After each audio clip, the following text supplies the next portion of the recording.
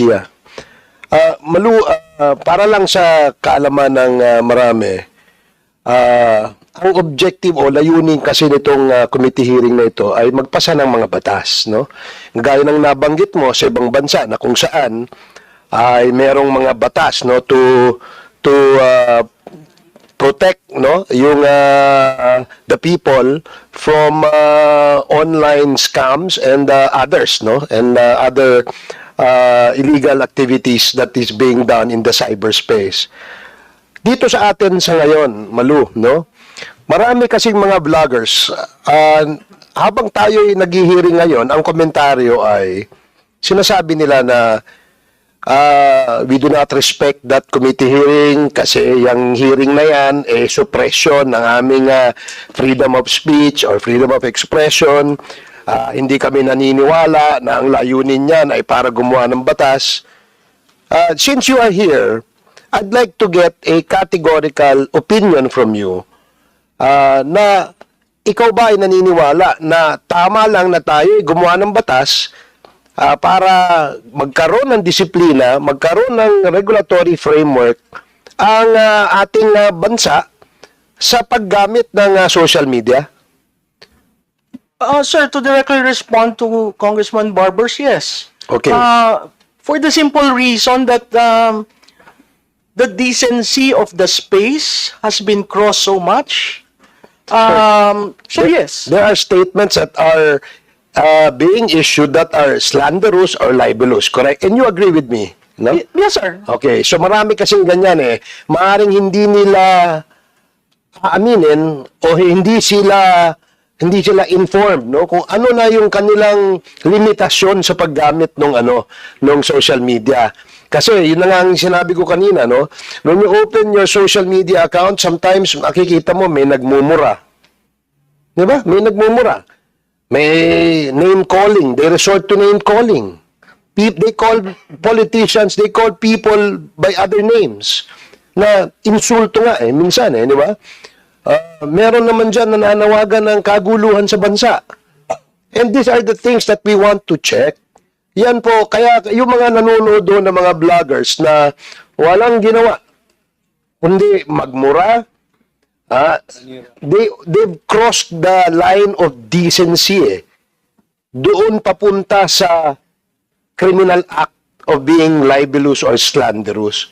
So, yun ang gusto nating linawin.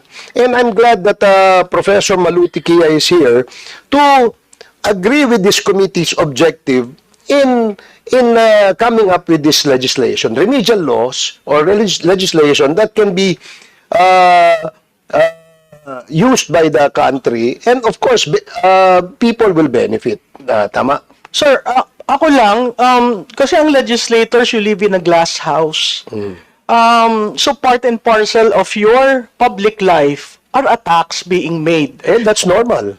That's normal. But there is also such a thing as contrarian view. Kasi kung papatulan yung opinion yun Ngayon, kung factual, kaya I'm only referring to fake news peddling. Yeah. Yung opinion, they can share, they can express their opinion 24 hours, 7 days a week, 365 days in a year. And no one will stop them from doing that. That's their right. Yes. And we know that and we respect that right. Thank you for that. Pero kapag you've crossed the line, created a story, created a news that is fake, and you peddled it, diba? Teka muna, may pananagutan tayo sa batas. And you know that, diba? Yes, sir. So, it's very clear. We will not debate and argue about opinions. Yes. Because your opinion is I respect, and my opinion you should also respect. Yes. Diba? Ganun din po, this goes the same to all social media actors or bloggers, so to speak, no? Kasi, syempre, kayo nandyan sa industry yan, you control the narrative Kasi kayo nandyan dyan, trabaho nyo siguro yan. Perhaps you even make money out of that, no? Especially to those who actually can monetize, no? Yung kanilang, ano ba, namo-monetize yes, yan, Malu? That's why I said I am not a blogger or a vlogger. because I do not earn from it. My Meta page is my personal page. And to a certain degree, you really have to be responsible for what you say or what you do. Yun lang, sir, siguro sa legislation, really you have to look for a definition on fake news. What is fake news is really something that has to be I defined. absolutely agree with you, and that is why we're consulting and getting opinions from the experts, no? Yung ating members of the academe, like you, you're a practitioner, and the government agencies, para makagawa po tayo ng batas. Yun lamang po ang ating layunin. So yung mga nagtatago sa likod ng usapin na ito ay curtailment ng freedom of expression o freedom of speech, sila po yung talagang namamayagpag sa pagkalat ng fake news dito sa ating bansa. Mr. Chairman, the fact that I agreed to appear and honor your invitation, and I was given the chance to say what I want to say, I don't think that is curtailment of my right to express. And you're a perfect example and manifestation that indeed there was no curtailment of freedom of expression and speech in this committee hearing. Yes, Your Honor. Maraming salamat, Malu. Thank you. Thank you, Mr. Chair. And with that, that's the reason why we wanted them to appear as well, no? Hindi naman po ito sisikilin yung karapatan ng bawat isa. But kailangan pa nga po natin malaman kung ano yung mga inputs nila na makakatulong sa atin para po sa pagsasagawa or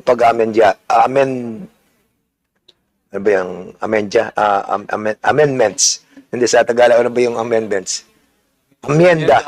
Amyenda ng ating pong kasalukuyang batas. So the chair would like also to recognize yung si Mark Louis Hello, Mr. Chair. Gamboa. Vlogger din po kayo, sir. Yes po. Sige po, sir. You have the floor. Yun. Thank you, Mr. Chair. Ako po si Mark Gamboa. I've been a political vlogger for the last 6 years. Ako din po ay tumatakbong senador dito sa upcoming elections. Isa po sa sinusulong ko ay yung 24/7 na fake news monitoring office. So, yun. So, sa aking experience po sa 6 na taon na pagbablog, nakita ko po kung gaano ka-toxic, kung gaano ka dami po yung fake news, kung gaano po kadami yung pag-iinsulto, pagmumura. At ako po ay nalulungkot. At ako po sa aking channel, I could be critical of someone, I could be critical of a politician, pero I always try to maintain a level of respect. Ito pong sa hearing ngayon, gusto ko lang din pong sabihin, shout out lang din po sa mga DDS vloggers na 40 na hindi po nakapunta. Actually, nanonood po sila lahat ngayon at meron silang mga komentaryo, pinopost po nila sa kanilang Facebook. Meron po silang mga panibagong hirit po sa inyong lahat. So shout out po sa kanila, nanonood sila ngayon. After po siguro nito, baka ako din po, ibabash na din po nila. Kasama naman po yun. Normal na po, 6 na taon ko na pong ginagawa to. Sanay na po tayo. Minsan bati kami, minsan galit sila sa akin. Pero ito po yun kasi, dito ako nalulungkot yung mga kaibigan ko po yung marami sa mga inimbitahan nyo. Kasi inihiwalay ko yung aming trabaho sa pagbablog at yung aming personal na pagkakaibigan. Okay? Pero ang problema ko po kasi sa ginagawa po nila, sa style po nila, ay ito po ay a form of bullying pambubuli. 6 na taon na po nilang ginagawa, 9 na taon na po nilang ginagawa po ito. 'Di ba? Kapag merong hindi nag-agree sa opinion nila, kapag merong taliwas, kapag merong bumabatikos, o yung kunyari yung quadcom na ginagawa nyo po na ang daming nabubunyag na mga kalokohan o illegal na ginagawa nung panahon ni dating Pangulong Duterte, ay attack mode na po sila. At doon na po pumapasok yung kanilang pagiging bastos, yung kanilang pag-iinsulto, mga below the belt na tira, mga personal na tira, at nakakalungkot po na umaabot po sa ganun.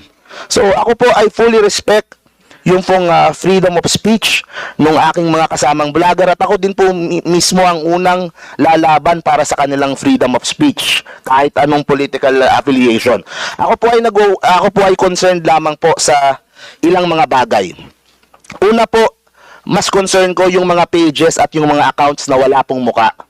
Kasi po at least yung mga vloggers na wala dito, pag nagsasalita sila, kita yung mukha nila. So, kung accountable sila doon sa sinabi nila.